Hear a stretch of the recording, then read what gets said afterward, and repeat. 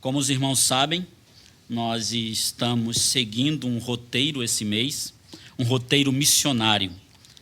Demos uma pausa na primeira carta de Pedro, mas, se Deus permitir, logo voltaremos a ela.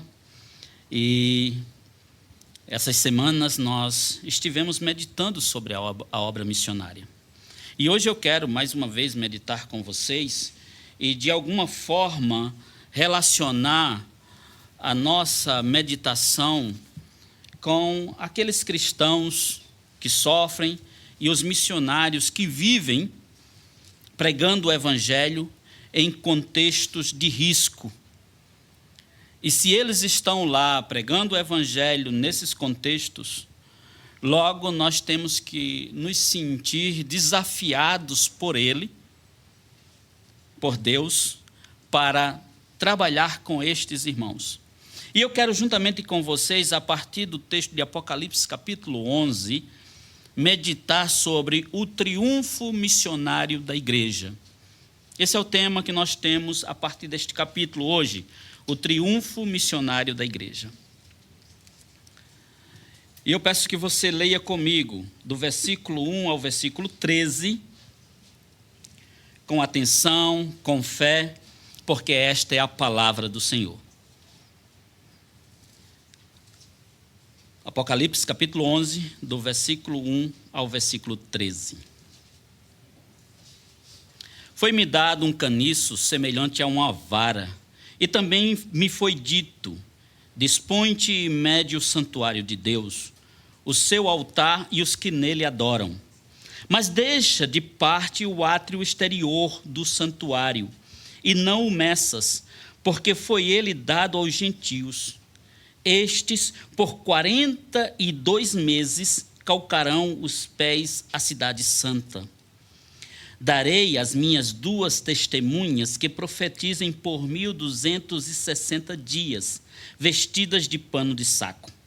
São estas as 2 oliveiras e os 2 candeeiros que se acham em pé diante do Senhor da terra. Se alguém pretende causar-lhes dano, sai fogo da sua boca e devora os inimigos. Sim, se alguém pretende causar-lhes dano, certamente deve morrer. Elas têm autoridade para fechar o céu, para que não chova durante os dias em que profetizarem. Têm autoridade também sobre as águas para convertê-las em sangue, bem como para ferir a terra com toda sorte de flagelos, tantas vezes quantas quiserem. Quando tiverem, então, concluído o testemunho que devem dar, a besta que surge do abismo pelejará contra ela e as vencerá e matará. E o seu cadáver ficará estirado na praça da grande cidade que espiritualmente se chama Sodoma e Egito, onde também o seu Senhor foi crucificado. Então, muitos dentre os povos, tribos, línguas e nações contemplam os cadáveres das 2 testemunhas por 3 dias e meio, e não permitem que estes cadáveres sejam sepultados. Os que habitam sobre a terra se alegram por causa deles, realizarão festas e enviarão presentes uns aos outros, porquanto esses 2 profetas atormentaram os que moram sobre a terra. Mas depois de 3 dias e meio, um espírito de vida vindo da parte de Deus neles penetrou, e eles se ergueram sobre os pés, e aqueles que os viram sobreveio grande medo. E as 2 testemunhas ouviram grande voz do céu, dizendo-lhes: subi para aqui. E subiram ao céu numa nuvem, e os seus inimigos a contemplaram. Naquela hora houve grande terremoto, e ruiu a 10ª parte da cidade, e morreram nesse terremoto 7.000 pessoas, ao passo que as outras ficaram sobremodo aterrorizadas e deram glória ao Deus do céu. Até aqui a palavra do Senhor.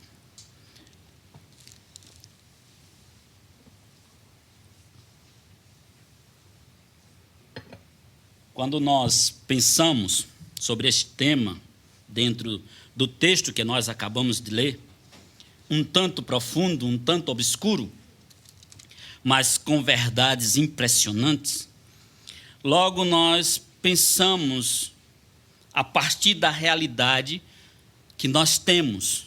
Será que, na verdade, a igreja está a triunfar, está a vencer?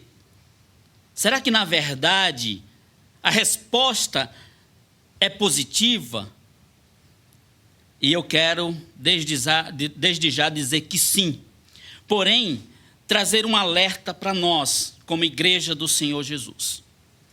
Hoje nós somos, no mundo, uma população de 7,3 bilhões de habitantes no planeta todo,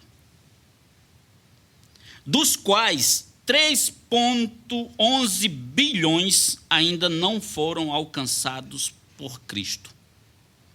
Ou seja, 42,1% da população mundial não conhece o Senhor Jesus. E pouco se ouviu falar sobre o Senhor Jesus.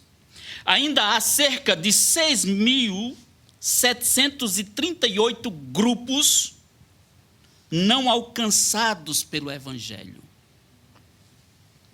E a tradução da Bíblia, nós temos ainda mais de 1.200 línguas que necessitam, e nada tem. Em Portugal, por exemplo, nós temos uma porcentagem muito inexpressiva do Evangelho. Daqueles cristãos que realmente vivem a palavra do Senhor. Por exemplo, no censo de 2021, censo oficial, foi contabilizado que 2,13% da população residencial acima dos 15 anos de Portugal se identifica como evangélica. Apenas isso. Podemos dizer que seria a cada 47 ou 50 pessoas, uma é crente. Essa representação, assim, se concentra nos grandes centros. Lisboa, Porto, Setúbal. Mas e as regiões? E os lugares mais distantes? E o seu vizinho, no seu prédio? Quantos evangélicos? Quantos são crentes? Eu creio que em Portugal todos já ouviram. Mas há necessidade de se ouvir claramente, de forma explicada, sobre quem é Jesus. Falar de Jesus aqui, às vezes é fácil, porque nem sempre ele vai ser rejeitado quando for colocado como mais um nome, mais uma religião, mais um Deus. Agora, quando você fala da singularidade de Jesus no contexto europeu, a coisa muda de figura. Porque você está dizendo que Jesus é a única opção. Jesus é o único caminho. Jesus é a única verdade e só nele a vida. Quando a gente olha para esses números, o nosso coração deve se agitar. Precisa se agitar. Nós precisamos ser incomodados com isso. Porque se a gente não se incomoda com um mundo que perece, alguma coisa falta. Alguma coisa não está completamente correta na nossa vida. E nós precisamos trabalhar com isso. Agora, também pensando naqueles que sofrem, se você olhar para o mundo e para as comunidades que sofrem com perseguição, meus irmãos, é assustador o número. Vejam bem, Este ano foi contabilizado que 380 milhões de cristãos enfrentam altos níveis de perseguição e são discriminados por sua fé em Jesus. Por exemplo, esses que vivem refugiados, eles vivem em tendas, passando necessidade de comida, de água, de cuidados médicos. É só dar uma olhada. E nós podemos até notificar alguns pontos importantes aqui de perseguição. Por exemplo, nós temos contabilizados na Nigéria hoje 100 mil cristãos que foram obrigados a fugir de casa, a se esconderem na Nigéria, na África. Nós temos também, por exemplo, em Mianmar, país que nós falamos dele semana passada, 40 mil cristãos fugiram de suas casas, se esconderam nas florestas, em cavernas, por causa dos extremistas, dos grupos terroristas. Mais de 100 grupos armados na República Democrática do Congo forçaram mais de 10 mil cristãos a abandonarem suas casas. Sentir a dor dessas pessoas é uma obrigação nossa. Nós precisamos olhar. E eu pergunto, quantas vezes por dia, por semana, por meses, na sua vida, você dobrou os joelhos e intercedeu por aqueles que sofrem? Nós precisamos fazer disso uma prática. Nós devemos sofrer com eles, sentir a dor deles. Nós somos a igreja que foi chamada para dar testemunho do Evangelho. E eu espero, diante desses relatos e diante do texto bíblico, te encorajar a responder positivamente ao desafio missionário global, local, no seu ambiente familiar, no seu ambiente de escola, de trabalho. Nós estamos no campo missionário. O campo missionário é a partir dessas portas. Você saiu daqui, deste contexto, você entra num campo missionário. E você, como cristão, é obrigado a pregar o Evangelho. Essa é a situação, e essa situação nos alarma, mexe com o nosso coração. E às vezes nós nos omitimos por quê? Porque temos medo. Porque temos vergonha.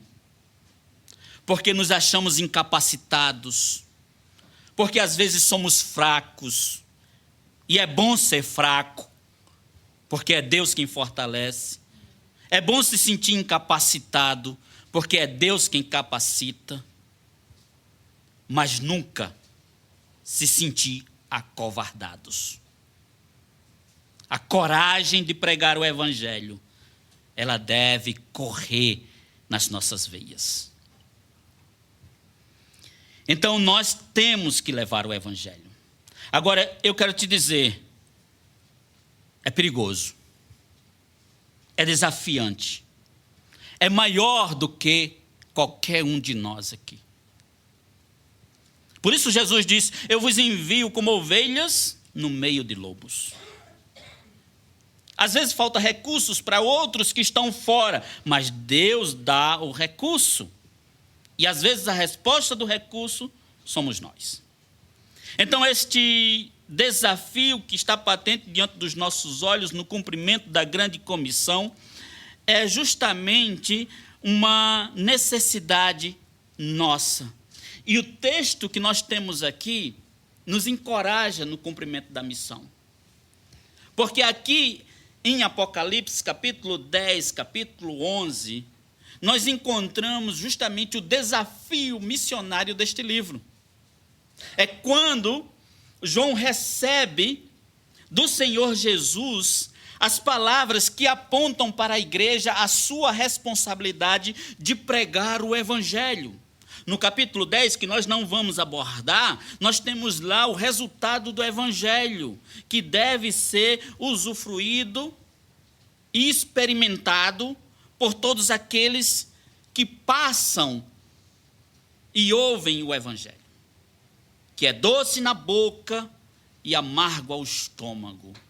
Inicialmente as palavras, elas chegam e elas adoçam a nossa vida. Mas a caminhada, ela é feita de desafios. E aí parece que se torna amargo o caminhar, porque é desafiador.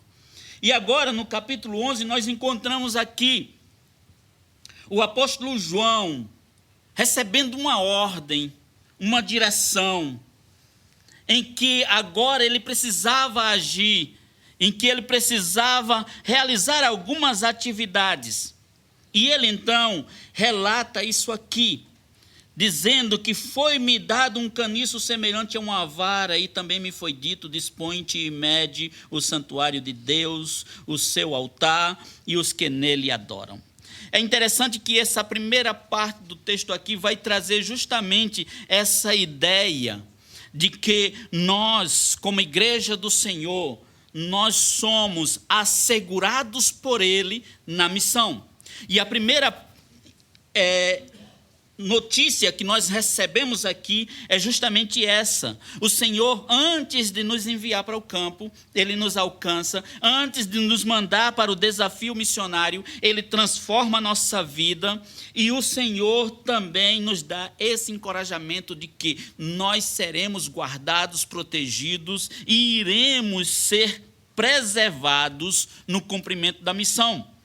Essa é a ordem que foi dada aqui e traz essa ideia, porque medir na linguagem escatológica, bíblica, apocalíptica, aqui significa justamente o cuidado, o proteger, o dizer que assim é seguro estar naquele lugar, pelo conhecimento que se tem. Então, nós podemos ver que essa orientação está relacionada com todo um contexto bíblico. Se você for para Zacarias, no capítulo 2, nos primeiros versículos, você vai ver essa mesma direção que foi dada para medir. E lá diz, de forma bem clara, no versículo 5, que é justamente para assegurar que esses serão preservados, cuidados pelo Senhor. Então, nós temos aqui, e é dada então uma ordem, e ele vai para fazer justamente aquilo que foi dito. Agora, quem é esse templo, esse santuário aqui que está sendo medido? A igreja, o povo de Deus, em todas as épocas, em todos os tempos. Essa é a igreja fiel do Senhor Jesus. E nas palavras do apóstolo Paulo também nós entendemos que é aquela igreja, o santuário dedicado ao Senhor. Então, logo somos nós que estamos sendo apresentados e representados aqui. E há uma palavra de encorajamento, de extrema importância para João, que estava recebendo aquela mensagem, que se encontrava numa ilha, exilado, sendo perseguido, para aqueles irmãos que iriam receber esta carta, este livro, porque estavam no mesmo contexto, sofriam com a perseguição, e para todos os outros cristãos que nós temos o conhecimento pela tradição, pela história, que sofreram muito por causa da sua fé em Cristo. Então o Senhor, sabendo disso, deixa esta palavra de consolo, de apoio, para que o cristão, no momento do sofrimento, ele seja alimentado por uma verdade. Ele, em Cristo Jesus, ele é salvo, ele é seguro. Ele tem essa confiança que ele pode ir a qualquer lugar, sofrer qualquer situação, mas a sua fé será guardada. Ele será protegido, ele será cuidado pelo Senhor. Quando a gente olha para esses que sofrem tanto, a pergunta que deve surgir é: mas por que eles não desistem? Os apóstolos, por exemplo, por que eles não desistiram? Por que eles não abandonaram tudo? Por que morrer? Porque havia uma convicção que estava acima da sua própria vida. O conhecimento que eles tinham do Deus Todo-Poderoso. E aqui é retratado isso. O povo de Deus é guardado. E esta semana eu li o testemunho do pastor Soré, de Burkina Faso. Ele cuida de uma família e ele cuida de mais 15 pessoas em um acampamento de refugiados lá em Burkina Faso. Muitas crianças e muitos adolescentes órfãos. Sabe o que foi que ele disse como frase que marca a sua vida? Nós podemos estar longe de casa, mas Jesus não está longe de nós. Jesus sempre está conosco. Se Jesus está conosco, qualquer lugar é bênção. O que importa é fazer a vontade do Senhor. Missionários enfrentam isso todos os dias, um contexto de risco, de perigo. Essa é a realidade na Ásia, na África, em outros países, aqui na Europa, na América Latina, na América Central, nós encontramos essa realidade. E é um desafio para nós. Nós precisamos, então, entender que nós fomos convidados pelo Senhor para ser testemunhas dele. E veja bem, o versículo seguinte, o versículo 2, nos aponta justamente para a nossa atitude em relação a esse mundo que se perde. Porque diz então, deixa de parte o átrio exterior, o átrio onde serão alocados os gentios. E esses gentios, eles vão ter uma função no meio da igreja. Eles vão calcar, eles vão perseguir, é notório, é normal. A igreja é a instituição e a única instituição que sofre perseguição todos os dias, desde o seu início. Desde o Antigo Testamento, a igreja nunca deixou de ser perseguida. Ela vai sempre sofrer, mas ela nunca deixou de viver o evangelho de forma fervorosa, porque ela é testemunha, e a palavra testemunha significa mártir. É você dar a sua vida por aquilo que você está dando testemunho. E no caso, nós damos o testemunho de Jesus Cristo. O Senhor que se entregou na cruz e que morreu no nosso lugar, que derramou o seu sangue, que sofreu o castigo que deveria cair sobre nós.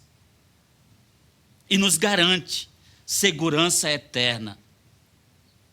Meus irmãos, esses irmãos que sofrem, e nós devemos sempre alimentar no nosso coração uma realidade, um brado de esperança, um brado de louvor, um brado de fervor e de confiança no Deus que nos guarda. Ele mediu, ele cercou e ele garante. Ele garante. Ele garante porque ele nos encaminha. O texto seguinte, que relata as duas testemunhas, é um texto que nos aponta para a nossa comissão ou comissionamento que nós recebemos do Senhor de levar o evangelho. A missão das duas testemunhas que são apresentadas aqui, elas representam simbolicamente também a igreja, essas duas testemunhas. Eu sei que existem outras versões, outras formas de interpretar as duas testemunhas. Uns pensam que é Moisés e Elias, outros pensam que é Elias e Enoque, e cada um vai tentando apresentar de uma forma literal essas duas testemunhas. Porém, na verdade, o que nós temos pelo contexto bíblico é que essas duas testemunhas, elas representam a igreja do Senhor Jesus aqui. Elas representam a igreja do Senhor. Até porque, a partir do princípio que Jesus ensinou, ele dá, então, aos seus apóstolos a ordem de pregar o evangelho e envia os seus apóstolos de 2 em 2. E dentro do contexto bíblico, o testemunho só é válido quando se tem duas testemunhas. Então, nós podemos entender claramente que duas testemunhas aqui está justamente tratando da igreja do Senhor Jesus. E essas duas testemunhas, elas recebem poder, elas recebem também a graça de realizar o trabalho do Senhor. Vejam bem, elas também têm um prazo, um tempo para profetizar. Assim como no primeiro texto foi falado de 42 meses, aqui também nos fala, dentro do texto, de uma data, de um prazo, onde elas têm para justamente apresentar o seu testemunho. 1.260 dias, que é a mesma coisa, é a mesma quantidade de tempo. E o que isso significa? Significa justamente que a igreja do Senhor Jesus foi enviada para dar testemunho durante esse período, desde a primeira vinda de Jesus, em que ele foi o sacrifício para a nossa salvação, até a sua próxima vinda. Então, nós estamos aqui ainda dentro desse tempo e nós precisamos dar o testemunho que nos é apresentado como missão.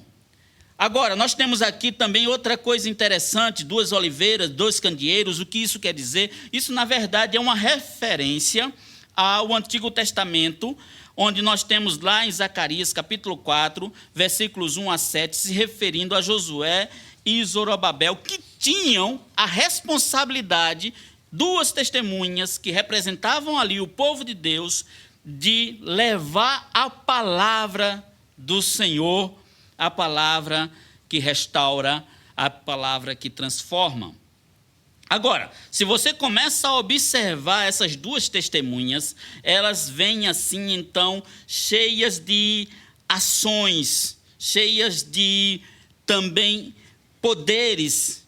E o que isso quer dizer? Isso personifica as 2 testemunhas como algo particular e pontual na história? Não. Continua ainda sendo a igreja, porque representa o poder do Espírito que está sobre a igreja para dar testemunho do Evangelho de Cristo Jesus. É só você observar e perceber que a coisa está harmonizada, não está perdida na história. E ainda aponta que essa missão, ela é a missão da igreja. Agora, essa missão da igreja não é feita de qualquer forma. Durante este período, elas devem profetizar, mas elas devem ter um comportamento. O que é?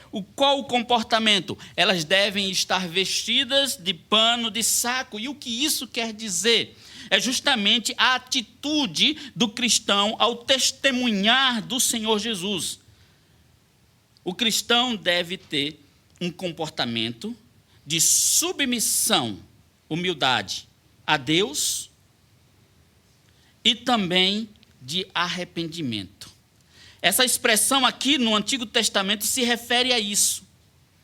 Em outras palavras, o cristão que é testemunha do Senhor Jesus deve viver de forma dedicada e consagrada, separada, totalmente obediente ao Evangelho, cheia de compaixão, cheia de amor, dependente da graça de Deus, e assim assume então o desafio de levar o Evangelho.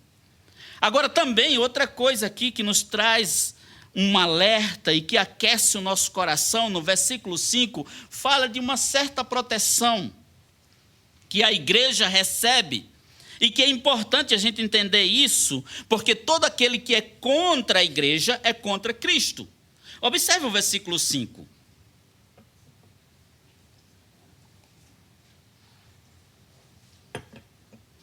Se alguém pretende causar-lhes dano, sai fogo da sua boca e devora os inimigos. Sim, se alguém pretende causar-lhes dano, certamente deve morrer. Causar dano à igreja é se associar ao diabo, que vai ser apresentado logo abaixo. É se associar com aquele que está contra a igreja. E tem muita gente se associando. Nós temos o relato bíblico de pessoas que se levantaram contra a igreja. E quando se levantaram contra a igreja, estavam contra o Senhor Jesus. O próprio apóstolo Paulo se levantou contra a igreja. E quando o Senhor Jesus aparece para Paulo, ele diz: eu sou Jesus, a quem tu persegues? Não é eu sou Jesus, o dono da igreja que tu persegues. Então, perseguir a igreja é perseguir Jesus. E o Senhor Jesus já deixou claro para os seus discípulos: se o mundo vos odeia, sabei que primeiro do que a vós, odiou a mim.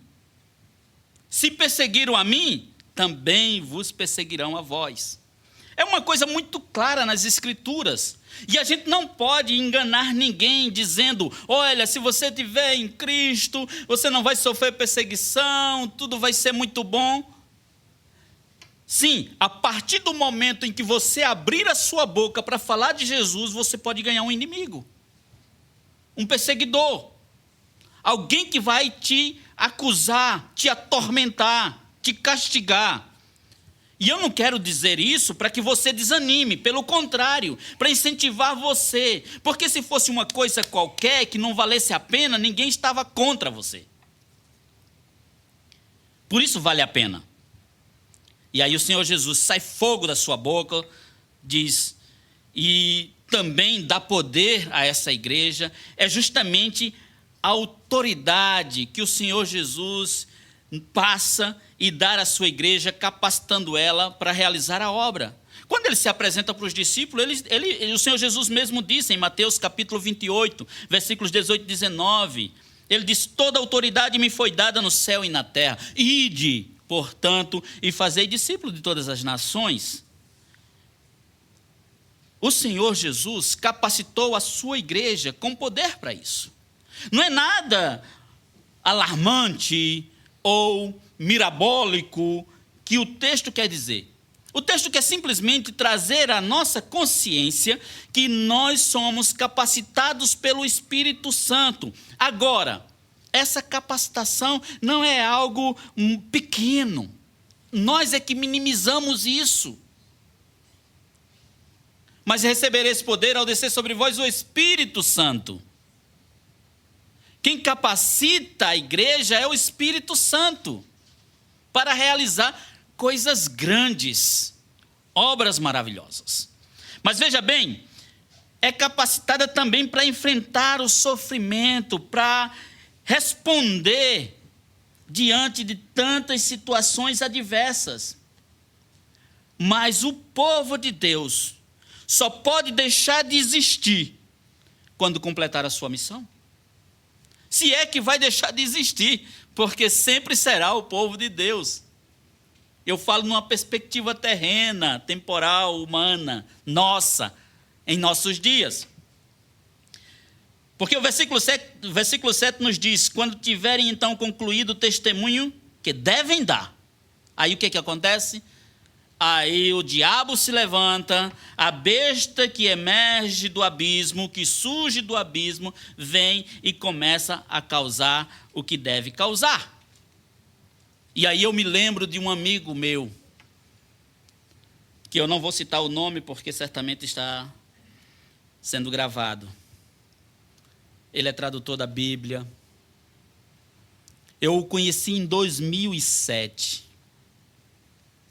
Ele é lá do Mali, do mesmo povo que eu. Uma missionária saiu do Canadá e foi pregar o evangelho lá na sua aldeia. Chegou lá, pregou o evangelho para as crianças, porque uma mulher não pode falar para os homens adultos, só para as mulheres e para as crianças. E ela quis falar para as crianças. E nem falou na língua do povo, falou numa língua de relacionamentos, que é o Bambará, no Mali.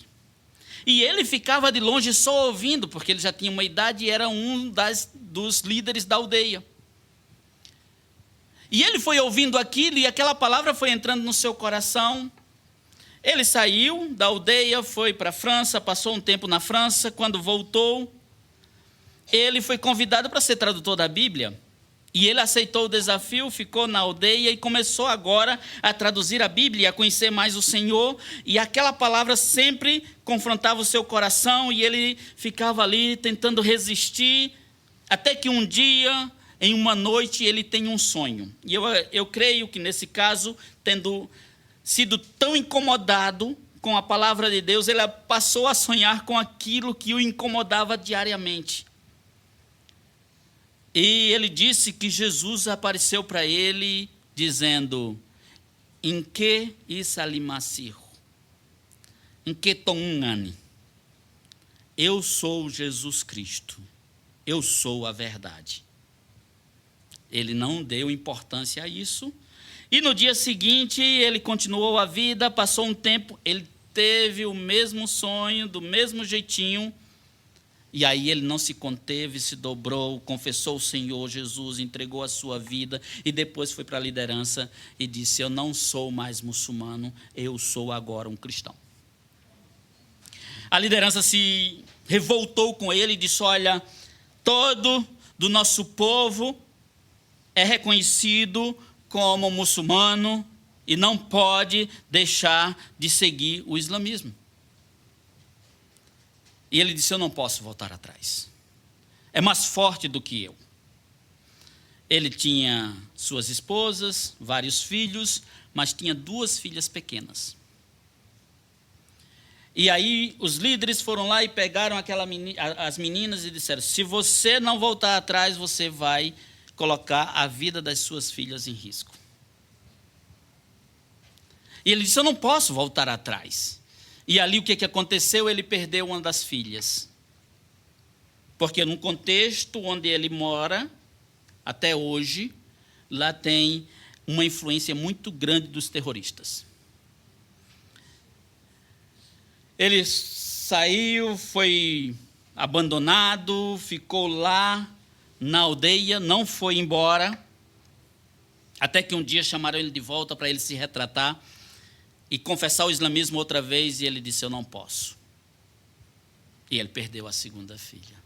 Mas chorando ali, ele falou: Deus honrará a minha fé. E saiu. Ele não foi embora.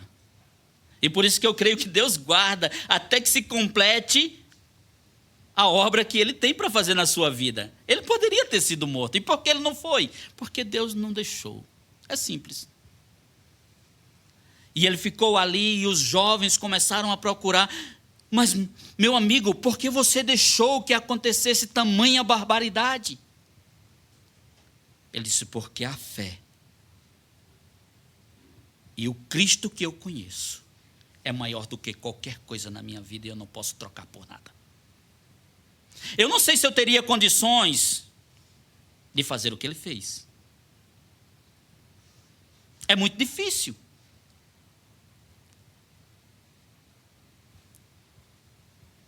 Eu sei que tempos depois, nós tínhamos ali já 40 jovens adorando ao Senhor Jesus. Foi passando o tempo, ele casou, ele teve mais 2 filhas. Ele teve uma família de volta. Não aquela, que aquela abandonou ele. Aquela não quis saber dele. Aquela preferiu o islamismo. E em 2013, o grande milagre que alegrou o nosso coração foi ele trazer uma foto e mostrar 2 líderes daqueles que estavam lá naquele dia, sendo batizados. E aí eu lembro de Tertuliano. O sangue dos mártires é a sementeira da igreja. E toda vez que eu encontro esse meu amigo, eu peço para ele contar o testemunho, para ver se um dia eu crio coragem de renunciar o tanto que ele conseguiu renunciar. Mas, meus irmãos, nós podemos perceber aqui claramente que o texto mostra que a igreja, ela é enviada, ela é guardada, mas ela não está blindada, ela não está isenta das dificuldades. Se vocês perceberem, essas 2 testemunhas, elas vão ser mortas e vão ficar expostas na cidade. O que isso quer dizer é justamente que a igreja, sim, ela pode sofrer, e a perseguição pode até parecer uma derrota, mas na verdade é um triunfo. É um triunfo. E nós podemos ver esse contraste aqui, porque aqueles que se alegram, eles vivem em uma praça onde a hipocrisia, a escravidão e a imoralidade reina, porque eles são chamados de Sodoma e Egito. E isso é a classificação daqueles que não são do Senhor. E por isso eles comemoram e se alegram com a morte das testemunhas, com o desaparecimento e o silêncio da igreja. Essa é uma realidade que nós até hoje enfrentamos já nos nossos dias. Não há neutralidade. A igreja vai sim e sempre vai ser perseguida. O povo de Deus vai passar por situações adversas sempre. Mas a igreja, ela tem uma palavra do Senhor Jesus sobre ela. Vós sois o sal da terra. Agora veja bem, não para por aí. O Senhor Jesus continua dizendo, ora, se o sal vier a ser insípido, se a igreja ficar em silêncio, como lhe restaurar o sabor? Para nada mais presta, senão para ser lançada fora e ser pisada pelos homens. Claro que nós não estamos falando dos eleitos do Senhor aqui, mas daqueles que estão ali tentando se parecer com eles, porque não tem como dar sabor, não tem como influenciar. Mas a verdade é que a igreja sempre vai perseverar, mesmo diante de qualquer dificuldade. Outro testemunho da ONU, da Missão Portas Abertas, ela é da Índia. Ela perdeu seus filhos, que também foram mortos. Eles também sofreram com a perseguição e ela perdeu o esposo. E depois perguntaram para ela, como está a sua vida? Ela disse, a minha vida se mantém firme em Jesus. Eu confio em Deus. Ele é a minha esperança. Ele é a minha ajuda. E Ele é o meu guia. É essa realidade que a igreja vive em outros contextos. Que resiste, que não silencia e que responde ao Evangelho, às vezes até com preço de sangue. Para nós isso é muito distante, eu sei. Mas nós devemos nos preparar, porque a perseguição pode vir em outro formato. E não tem cristão que não seja perseguido. Não tem cristão que não seja perseguido. Se ele não sofre nenhuma provação, alguma coisa precisa ser trabalhada. Meus irmãos, nós precisamos estar atentos. Agora, essa igreja que é comissionada para dar o testemunho acerca do Evangelho, é a igreja que será levantada e recompensada na glória. Então não acaba aqui. E a nossa vida não se limita às coisas desse mundo, pelo contrário, os nossos olhos, eles trabalham pela perspectiva eterna. E do versículo 11 ao versículo 13, o apóstolo João recebe essa mensagem que nos apresenta a recompensa que a igreja irá receber do seu Senhor. Ela está morta ali na praça, dizendo que aparentemente foi derrotada. Pelo contrário, vem da parte do Senhor. A vida necessária vem da parte do Senhor. O Espírito que a prepara, que a coloca de pé. Ou seja, ela sempre vai passar por perseguições, mas ela sempre vai ser renovada e restaurada até o dia que se complete a sua missão. Até o dia em que o Senhor venha, até o dia em que a 7ª trombeta, a última, se prepara para ser tocada. E aí nós não teremos mais parcialidade. Até aqui há um convite de arrependimento. Mas depois não haverá mais, porque depois é a volta do Senhor Jesus. É a vinda do Senhor Jesus. É a derrota do inimigo, daquele que se levanta contra a igreja. E aqueles que são do Senhor se levantarão diante do Cordeiro.